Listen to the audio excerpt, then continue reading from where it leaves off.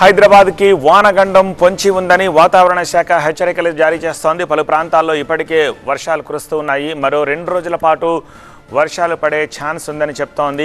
చురుగ్గా నైరుతి రుతుపవనాల కదలికల్ని గమనించింది వాతావరణ శాఖ. ఈ నెల 31న కేరళకు ఈ నైరుతి రుతుపవనాలు వస్తాయి. ఆ తర్వాత వారం రోజుల్లో ఆంధ్రప్రదేశ్ని తాకుతాయి. ఈ ఏడాది విస్తారంగా వర్షాలు కురిసే అవకాశం ఉన్నట్టుగా చెప్తోంది.